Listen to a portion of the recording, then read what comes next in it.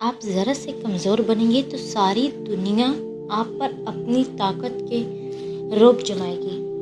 آپ خود کو بے وقوف کہیں گے تو ساری دنیا آپ کو دانائی کی باتیں سکھانا شروع کر دے گی۔ لوگوں کے ساتھ اپنے معاملات صرف ضرورت کے رکھیں، اتنا مت جھکیں کہ لوگ آپ پر سوار ہو جائیں۔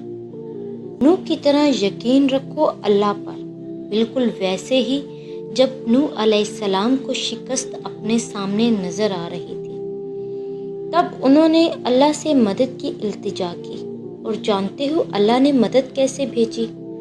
اللہ نے طوفان بھیج کر نوح علیہ السلام کی مدد کی اور انہیں فتح سے ہمکنار کر دیا۔ اسی طرح ہر مشکل، ہر دکھ تمہاری تباہی بن کر نہیں آتا۔ تم مانگتے ہو جو تمہیں بہتر لگتا ہے، مگر اللہ تمہیں وہ عطا کرتا ہے جو تمہارے لیے سب سے بہترین ہوتا ہے۔ بات صرف اس پہ آنکھ بند کر کے یقین رکھنے کی ہے۔ وہی ہے جو تمہیں دے سکتا ہے اور کوئی نہیں۔ سب سے خوبصورت رشتہ اور تعلق رب العالمین کے ساتھ ہوتا ہے، جس پر بھروسہ کبھی ہارنے نہیں دیتا، جس پر توکل کبھی غم میں مبتلا نہیں ہونے دیتا، جس سے کبھی امید مایوس نہیں ہوتی، جس پر ایمان کبھی بہکنے نہیں دیتا، بے شک جس کا رب اس کا سب۔ مجھے اللہ تعالیٰ کے ان دو معجزات سے محبت ہے جو اس نے مریم اور زکریا کو دیے، اور دونوں دفعہ اللہ تعالیٰ کہتا ہے آپ کا رب آپ کو بھولا نہیں ہے۔ لفظوں کا کھیل بھی عجیب ہے، لہجہ بدل جائے تو یہ لفظ تاثیر بدل دیتے ہیں، سمت بدل جائے تو مطلب بدل دیتے ہیں، کردار بدل جائے تو زندگی بدل دیتے ہیں، دل میں اتر جائیں تو خیال بدل دیتے ہیں۔ بڑا عجیب مزاج رکھتے ہیں یہ لفظ، خود وہی رہتے ہیں، انسان بدل دیتے ہیں۔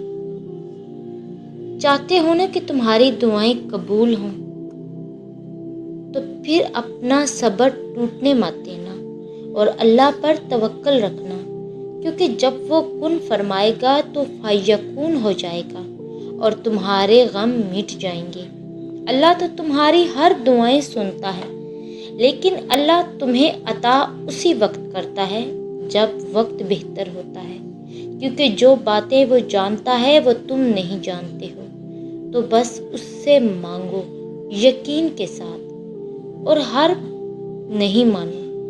جب اللہ نے اتنے لوگوں کے لیے معجزات کیے ہیں تو تمہارے لیے بھی کرے گا، کیونکہ اللہ تو سب کا ہے اور وہ تو اپنے ہر بندے سے بے پناہ محبت کرتا ہے۔ اللہ سے جیسا گمان کرو گے ویسے سنو، تم جیسا گمان کرو گے اللہ تعالیٰ کو ہو بہو ویسا ہی پاؤ گے۔ سکون کی غرض سے اسے ڈھونڈنے نکلو گے تو اسے السلام پاؤ گے۔ جب گناہوں میں لپیٹ کر ہار جاؤ گے تب اسے الغفار پاؤ گے۔